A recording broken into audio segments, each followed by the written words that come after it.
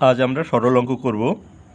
এখানে দেখো, সরল অঙ্কে মান নির্ণয়ে শুধু যোগ ও বিয়োগ থাকলে একই চিহ্নের যোগ করে পরে বিয়োগ করতে হয়।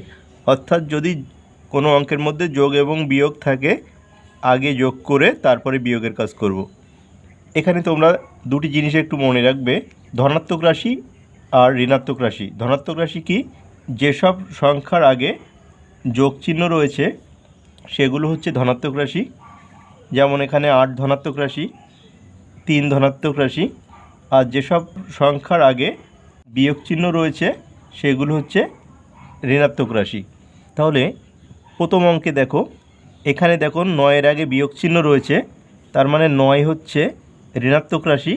আর 3-এর আগে যোগ চিহ্ন রয়েছে, তার মানে 3 হচ্ছে ধনাত্মক রাশি।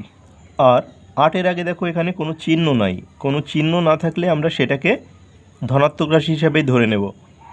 তাহলে পরের লাইনে এখানে 8 রয়েছে ধনাত্মক রাশি আর 3 রয়েছে ধনাত্মক রাশি, এ দুটোকে আমরা পাশাপাশি সাজিয়ে নিচ্ছি।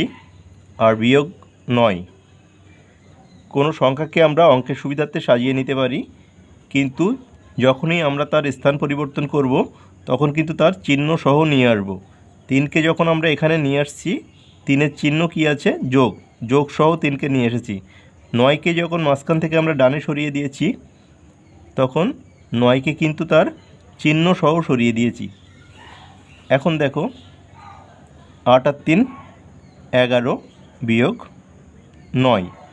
তাহলে 11 থেকে 9 বাদ দিলে 2।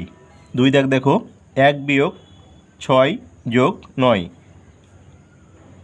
তাহলে একইভাবে আমরা ধনাত্মক রাশির পাশে ধনাত্মক রাশি নিয়ে আসবো। 1 যোগ 9 বিয়োগ 6।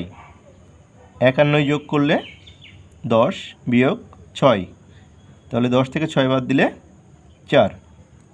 3 দেখো, 6 যোগ 7 বিয়োগ 18 যোগ 9। দেখো এই অঙ্কে কিন্তু 3টি ধনাত্মক রাশি রয়েছে, এই একটা, এই একটা এবং এই একটা। তো আমরা সবগুলোকে সাজিয়ে নেব। 6 যোগ 7 আর এপাশ থেকে নিয়ে আসবো 9, আর এই 18কে ডান পাশে সরিয়ে রাখলাম।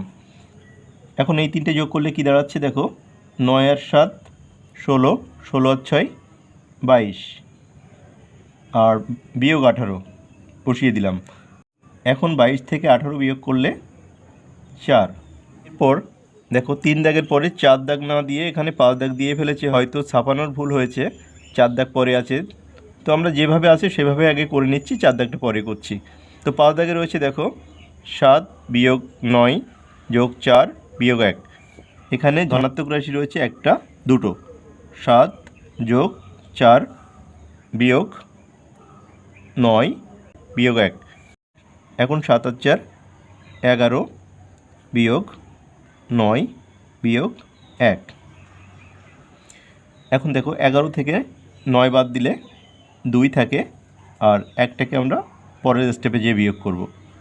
এখন 2 থেকে 1 বিয়োগ করলে 1। এরপরে 6 দেখো, 5 বিয়োগ 8 যোগ 10 বিয়োগ 2।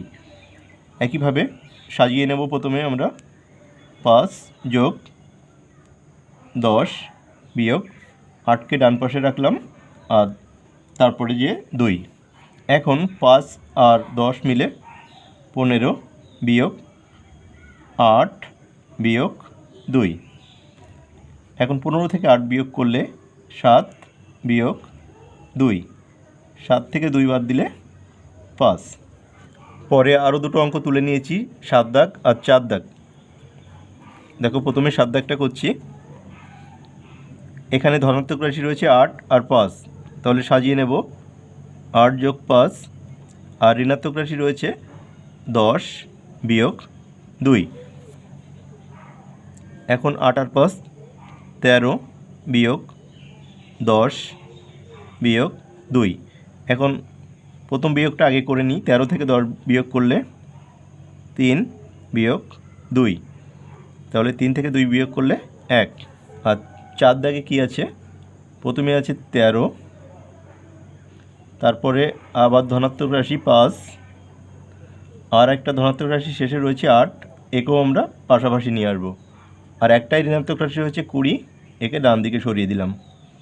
এখন 8 × 5 = 13, 13 আর 13 26, সবগুলো মিলে হচ্ছে 26 বিয়োগ এই 20, এই তিনটে কিন্তু যোগ করে 26। এখন 26 থেকে 20 বিয়োগ করলে 6। 8 দাগে দেখা যাচ্ছে ধনাত্মক রাশি রয়েছে একটা দুটো, তাহলে 9 যোগ 10, আর ঋণাত্মক রাশি বিয়োগ 3 বিয়োগ 12, তাহলে 9 আর 10 মিলে 19 বিয়োগ 3 বিয়োগ 12, 19 থেকে 3 বিয়োগ করলে 16 বিয়োগ 12 সমান 4। আর এখানে দেখো ধনাত্মক রাশি রয়েছে 12 আর শেষে আছে 2, পাশাপাশি আনলাম। আর ঋণাত্মক রাশিগুলো বা বিয়োগগুলোকে আমরা ডান পাশে রাখলাম। এখন দেখো 12 × 2 = 14 বিয়োগ 5 বিয়োগ 9। এখন 14 থেকে 5 বিয়োগ করলে 9 বিয়োগ শেষে আছে 9। এখন 9 থেকে 9 বিয়োগ করলে 0।